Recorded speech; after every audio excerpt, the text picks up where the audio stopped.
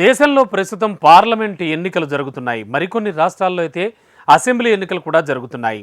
ఎన్నికల నేపథ్యంలో ఎక్కడ చూసినా ప్రచారాలతో నేతలు దుమ్ము రేపుతున్నారు. తాజాగా భారత ప్రభుత్వం ఆధ్వర్యంలో నిర్వహించే జాతీయ టెలివిజన్ ఛానల్ దూరదర్శన్ లోగో విషయంలో జరిగిన మార్పు పెను సంచలనాలకు దారితీస్తోంది. లోగోతో పాటు ఫాంట్ కలర్ సైతం మారడంపై దుమారం చెలరేగింది. లోగో మార్పుపై ప్రతిపక్షాలు చేస్తున్న ఆరోపణలేంటి? భారత సర్కార్ చెబుతోందేంటి? కొన్ని రోజులుగా కేంద్ర ప్రభుత్వం తీసుకునే నిర్ణయాలు ఎందుకు వివాదాలకు దారితీస్తున్నాయి? భారతదేశంలో తొలి వార్తా ఛానల్ గా దూరదర్శన్ ను ప్రారంభించారు. సెప్టెంబర్ 15, 1959లో దూరదర్శన్ ని నాటి ప్రభుత్వం ఓ చిన్న ట్రాన్స్మిటర్ తో ప్రయోగాత్మకంగా ప్రసారం చేయడం ప్రారంభమైంది. 1972లో టీవీ కార్యక్రమాలు మొదలై 1976 ఏప్రిల్ 1న రేడియోను టీవీ నుంచి వేరు చేశారు. టెలివిజన్ సర్వీసును ముంబై, అమృత్సర్ వరకు విస్తరించారు. 1975 వరకు కేవలం 7 నగరాలకు మాత్రమే టెలివిజన్ సర్వీసు ఉంది.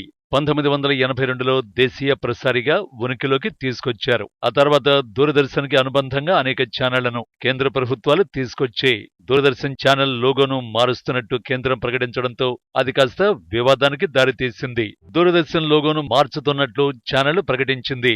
గత వారం డీడీ ఛానల్ తన లోగోను మార్చింది. ఛానల్ రంగు ఎరుపు నుంచి కాషాయంలోకి మారడం వివాదాస్పదంగా మారింది. దీనిపై ప్రభుత్వంపై ప్రతిపక్షాలు భగ్గుమంటున్నాయి. బీజేపీ రంగును లోగోకు ఆపాదించారని ప్రతిపక్షాలు తప్పుపడుతున్నాయి.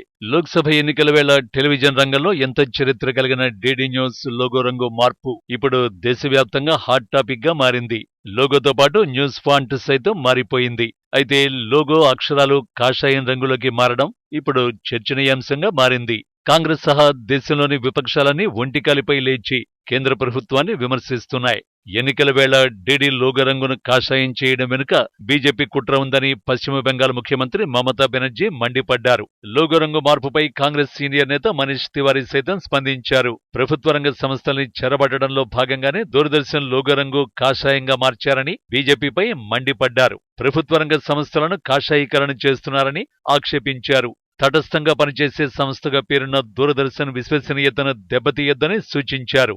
ఎంతో ఘన చరిత్ర ఉన్న డీడీ న్యూస్ లోగో కాషాయ రంగులోకి మారిపోయింది. ఇది ప్రసార భారతి కాదు, ప్రచార భారతి అంటూ గతంలో దూరదర్శన్ సీఈఓగా పనిచేసిన టీఎంసీ ఎంపీ జవహర్ సర్కార్ తీవ్ర విమర్శలు గుప్పించారు. దూరదర్శన్ ఛానల్ లోగో మార్పుపై ప్రతిపక్షాలు చేస్తున్న ఆరోపణలను బీజేపీ తిప్పికొడుతోంది. వారు చేస్తున్న ఆరోపణల్లో ఎలాంటి వాస్తవం లేదని చెబుతోంది.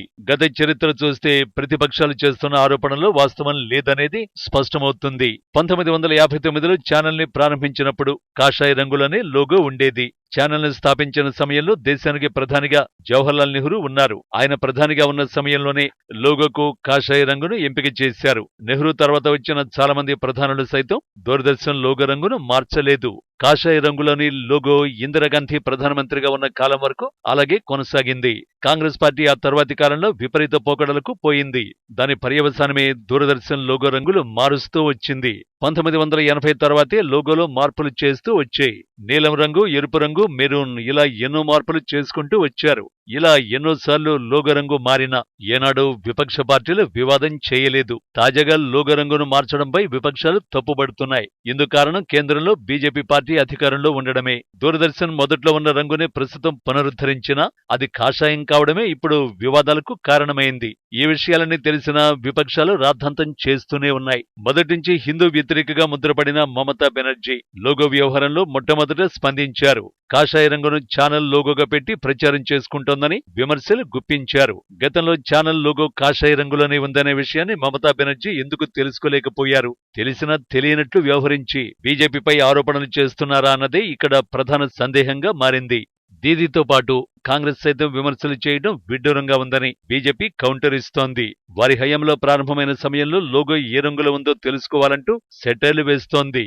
విపక్షాలు బీజేపీని టార్గెట్ చేయడం ఇదేమీ మొదటిసారి కాదు. గతంలోనూ అనేక మార్లు బీజేపీని విమర్శించి పప్పులో కాలేసిన సందర్భాలు కోకొల్లలు. పార్లమెంటు భవనం సముదాయంలో జాతీయ చిహ్నమైన 3 సింహాల గుర్తు విగ్రహాన్ని ప్రధాని మోడీ ఆవిష్కరించారు.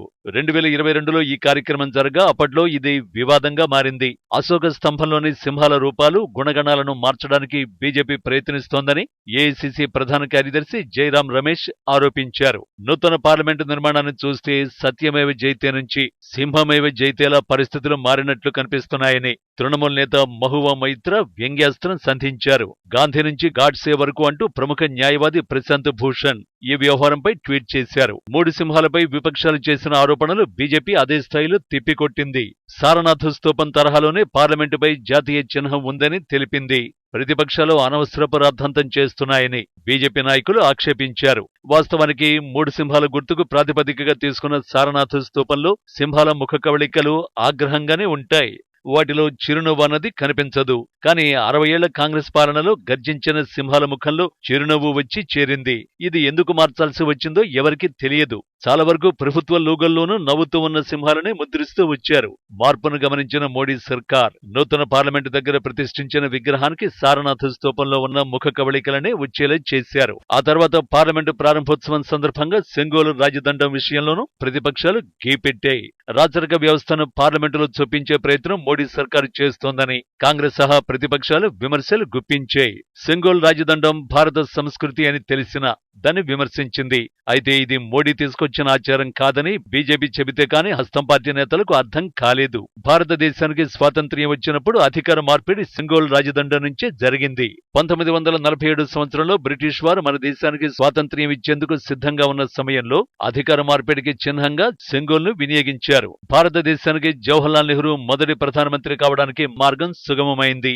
ఆ సమయంలో లార్డ్ మౌంట్ బాటన్ బ్రిటిష్ ఇండియా చివరి వైస్రాయ్ జవహర్లాల్ నెహ్రూ అధికార మార్పిడిపై మాట్లాడుకున్నారు. అధికార మార్పిడి కోసం ఓ కార్యక్రమం చేస్తే బాగుంటుందని లార్డ్ మౌంట్ బాటన్ నెహ్రూతో అన్నారు. అప్పుడు తన స్నేహితుడైన తమిళనాడు వాసి సి రాజగోపాలాచారితో నెహ్రూ చర్చించి బ్రిటిష్ వారి కోరిక మేరకు ఓ కార్యక్రమాన్ని ఏర్పాటు చేయాలని ఆదేశించారు. అనాదిగా వస్తున్న ఆచారాన్ని నెహ్రూకు సూచించారు రాజగోపాలాచారి. శిక్షణ పూర్తయిన రాజులు తమ రాజగురువుల చేతుల నుంచి రాజదండం అందుకోవడం ఆనవాయితీ అని, మనం సైతం అదే పద్ధతిని అనుసరిద్దామని చెప్పారు. చారి ప్రతిపాదనను నెహ్రూ సైతం అంగీకరించారు. రాజదండం తయారీ పూర్తయిన తర్వాత ఢిల్లీకి తీసుకుని రావడానికి ప్రభుత్వం తరఫున ప్రత్యేక విమానాన్ని చెన్నైకి పంపారు. ఆ విమానంలో కూర్చుని తిరువడుత్తరై ఆధీనం మఠం నిర్వాహకులు రాజదండాన్ని ఢిల్లీకి తీసుకువెళ్లారు. ఆ మఠానికి చెందిన స్వామీజీ ఒకరు ఆ దండాన్ని మొదట లార్డ్ మౌంట్ బాటన్ కు అందించారు. ఆ తర్వాత అతడి నుంచి దానిని వెనక్కి తిరిగి తీసుకుని గంగాజలంతో శుద్ధి చేశారు. ఆ తర్వాత ఆ రాజదండంను నెహ్రూ దగ్గరికి ఊరేగింపుగా తీసుకువెళ్లారు. దేశానికి స్వతంత్రం ప్రకటనకు పావుగంట ముందు దానిని భారత నూతన ప్రధాని అయిన జవహర్లాల్ నెహ్రూకు అందజేశారు. నెహ్రూనే రాజదండం ఆనవాయితీని పాటించిన కాంగ్రెస్ దాన్ని విమర్శించింది. వీర్ సావర్కర్ విషయంలోనూ కాంగ్రెస్ పార్టీతో పాటు విపక్షాలు తమ గతాన్ని మరిచి ప్రవర్తించడం ఎన్నోసార్లు జరిగింది. సావర్కర్ ఎంతో గొప్ప స్వాతంత్ర్య సమర యోధుడు. అందులో ఏమాత్రం సందేహం లేదు. దేశ స్వాతంత్ర్య యుద్ధంలో ఏకకాలంలో 2 యావజ్జీవ ఖైదులు పడ్డ ఒకే ఒక్క వ్యక్తి వీర్ సావర్కర్. అటువంటి వ్యక్తిని రాహుల్ గాంధీ ఎన్నోసార్లు కించపరిచాడు. గతంలో రాహుల్ గాంధీకి ఓ డిఫమేషన్ కేసులో శిక్ష పడింది. ఆ కేసులో 2 ఏళ్ల జైలు శిక్ష విధిస్తూ సూరత్ కోర్టు తీర్పునిచ్చింది. దీనిపై రాహుల్ గాంధీని ఓ విలేకరి ప్రశ్నించారు. డిఫమేషన్ కేసులో ఒకసారి క్షమాపణలు కోరితే కేసును కొట్టేస్తారు కదా అని ప్రశ్నించారు. అందుకు బదులుగా రాహుల్ గాంధీ క్షమాపణలు చెప్పడానికి నేను సావర్కర్ని కాదని అన్నారు. తాను గాంధీని అని, గాంధీ ఎప్పుడూ క్షమాపణలు చెప్పడన్నారు. తాము దేశం కోసం పోరాడుతాం, దేశం కోసం మాట్లాడుతాం, దేశం కోసం ఆలోచిస్తామని అన్నారు. తాను మాత్రం సావర్కర్ల క్షమాపణలు కోరే వ్యక్తిని కాదని రాహుల్ అన్నారు. రాహుల్ గాంధీ సావర్కర్ను అవమానిస్తే ఆయన నానమ్మ ఇందిరాగాంధీ మాత్రం ఆయన్ను పొగడ్తలతో ముంచెత్తారు. 1980లో రాసిన ఓ లేఖలో సావర్కర్ను భరతమాత కన్నా ముద్దు బిడ్డ అని కితాబిచ్చారు. అంతేకాదు అప్పట్లో సావర్కర్ పేరిట పోస్టల్ స్టాంపు సైతం విడుదల చేశారు. అటువంటి వ్యక్తిని రాహుల్ గాంధీ విమర్శించడం ఎంతవరకు సమంజసం? అంటే సావర్కర్ను విమర్శించడంతో ఇందిరాగాంధీని కూడా రాహుల్ గాంధీ తప్పుపడుతున్నారా అనే ప్రశ్నలు ఉత్పన్నమవుతున్నాయి. కాంగ్రెస్ తో పాటు మమతా బెనర్జీ వంటి వారు సైతం సావర్కర్ను విమర్శించిన, సెంగోలు ప్రతిష్టాపనను తప్పుపట్టిన, జాతీయ చిహ్నమైన 3 సింహాలను తప్పుపట్టిన, ప్రస్తుతం దూరదర్శన్లోని పాత లోగోను పునరుద్ధరించడాన్ని విమర్శించిన, అన్నింటిలోనూ ఒకే సారూప్యత ఉంది. ఈ పార్టీలన్నీ తమ గతాన్ని మరిచి ప్రవర్తించడమే దీనికి ప్రధాన సంకేతం. ప్రస్తుతం విపక్షాలన్నీ ఓటు బ్యాంక్ అనే బురదలో చిక్కుకుపోయాయి. దీనివల్లే గతంలో తమ అధినాయకులు చేసిన వాటిని తప్పుపడుతున్నాయి. దేశ సాంస్కృతిక వారసత్వమైన సెంగోల్ను, స్వాతంత్ర్య సమరయోధులైన వీర సావర్కర్ను ప్రతిపక్షాలు వదలడం లేదు. వీరికి కావలసిందల్లా కేవలం ఓటు బ్యాంకు రాజకీయాలే. అందులోనే ఇప్పటికీ మునిగి తేలుతున్నాయి. హస్తం పార్టీ ఒకప్పుడు దేశమంతా రాజ్యమేలితే ప్రస్తుతం ప్రాంతీయ పార్టీ స్థాయికి దిగజారడానికి ఓటు బ్యాంకు రాజకీయాలే కారణమని తెలిసినా దాన్ని మార్చుకునేందుకు సిద్ధంగా లేదు.